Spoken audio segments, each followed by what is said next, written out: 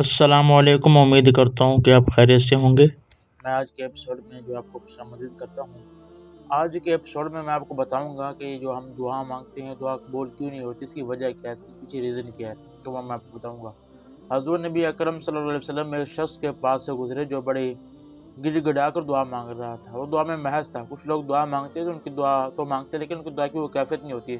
اس نے ہاتھ بھی اٹھائے ہوئے ہیں اور جو اس کی آنکھوں سے آنسو بھی جاری ہیں، تو اس کی دعا والی کیفیت بھی ہے، لیکن حضور فرمایا کہ جتنی مرضی دعا مانگ لے اس کی دعا اللہ تعالیٰ قبول نہیں فرمائے گا۔ اس کی وجہ کیا ہے؟ تو صحابہ کرام نے فوراً عرض کی، یا رسول اللہ کیا ہے یہ جو بھی مانگ لے اللہ تعالیٰ اس کی قبول نہیں فرمائے گا؟ تو میرے رسول کریم صلی اللہ علیہ وسلم نے ارشاد فرمایا، یہ جو کھا کے ہے وہ بھی حرام پیسوں کا، جو پی کے ہے وہ بھی حرام پیسوں کا، جو پہن کے ہے وہ بھی حرام پیسوں کا، لہٰذا اس کا جو رزق کا معاملہ ہے وہ پاک صاف نہیں۔ یہ جتنی مرضی دعا مانگ لے اس کے اللہ تعالیٰ قبول نہیں فرمائے گا۔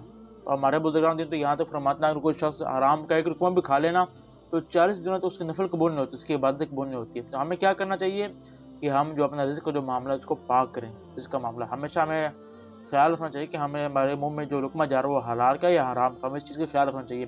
جب ہم حلال چیز کھائیں گے، حرام سے بچیں گے، تو پھر ہماری دعائیں بھی قبول ہوں گی۔ اس لیے تو ہم کہتے ہیں کہ یار ہماری دعائیں قبول نہیں ہوتی، کیونکہ ہمارے جو منہ میں لقمہ ہے تو حرام پیسوں کا ہوتا ہے اور ہم چیز سے بچتے نہیں۔ اللہ تعالیٰ ہم سب کو بچنے کی توفیق نصیب فرمائے اور حلال طیب کمانے کی جو ہے توفیق نصیب فرمائے۔